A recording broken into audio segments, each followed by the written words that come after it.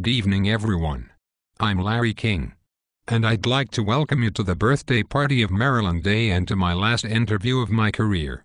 Tonight we take an in-depth look into the complex character of Marilyn Day. Marilyn.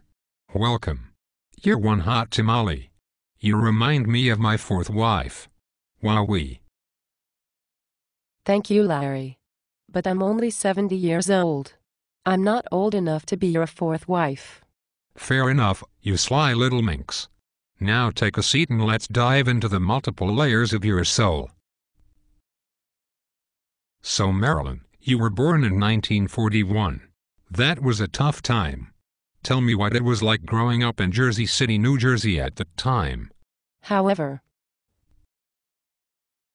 what? Just however. I like to say that. Even when it's not appropriate. Okay, it is a good thing you are cute. Now, you claim you grew up in a cold water flat. What exactly is a cold water flat? Are you saying you never had hot water? Oh Larry, aren't you sweet? That is true. However what? Touché. Okay, let's move on. You went to high school in Jersey City and we've seen some photos of you back then. You looked very different. You had red hair and small teeth. Oh Larry. If I had a nickel for every time a man talked about my small teeth. What do you mean? That's the punchline for a different joke? Ah ha ha ha ha ha ha ha. However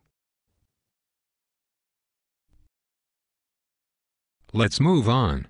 So, your parents. Nice people. Really great folks. But they were so small. And you were so tall. How did that happen? Do you think you were adopted? Oh Larry, speaking of short, you should see my short game. The other day, I was with the ladies out on the 12th hole, and I hit a shot that was to die for. Let's stay on target. Then you graduated from high school and took a job for a nanosecond. How was that? Oh, it was wonderful. I spent my 20s perfecting my dance moves. Have you seen me do the robot? Check me out. And then, you met your Prince Charming, Jim. And your whole life changed. My who? Your Prince Charming. Say what? Your Prince Jim. Your husband. Oh yes, tall guy. Talks a lot. Yes, I remember. And you've been married for 45 years. Jersey Bone. What's this? Jersey Bone. Jim plays the trombone. And calls himself Jersey Bone. Huh? Jim's internet password is Jersey Bone. Seriously. I'm not even kidding. Jersey Bone. That's right. Say it with me. Jersey Bone. I don't want to say it. Say it, Larry. I've had to say it for 45 years. You try listening to that squeaky trombone for a lifetime. It made me tone deaf. I have a feeling you were tone deaf before. And it made me tall. That's not even logical. Oh Larry. Aren't you sweet? Oh boy. Keeping this woman focused is going to be like fucking Joan Rivers. Possible, but do you really want to? Okay, Marilyn, let's talk about your greatest achievements. Your children. You have 3 beautiful children. Yes. Pamela and Kathy. Right. And once they were grown, you left New Jersey. You know, Larry, you can't take the Jersey out of the girl, but you cannot take the Jersey Bone out of her. What? I mean, fool me once, shame on you. Fool me twice, shame on, Jersey Bone. Right. However. Exactly. So Marilyn, we take the girl out of New Jersey and she lands in Florida. What was that like? Larry, you know, we just have the most wonderful friends here. We all play golf together, and have parties, and drink. And let me ask you about. And we make the most wonderful cocktails. Wait. And we decorate our houses. And we drink. Hey lady. Hold on. This is my interview. And then on Thursdays we all meet at TGI Fridays, which is funny because it's Thursday.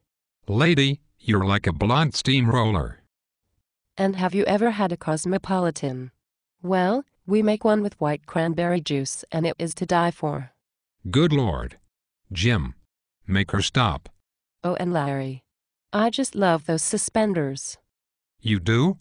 Oh, thank you. That's very nice to hear. Yes, the suspenders hide your pear-shaped hips. Is that a compliment or an insult?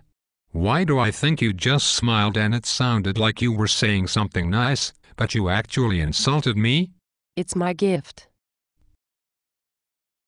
Marilyn, you're turning 70 years old. If you could have any wish, what would you wish for your life to be? I would want to live in Naples and play golf with all my friends. So pretty much you'd want your life as you have it right now. Maybe minus Jim.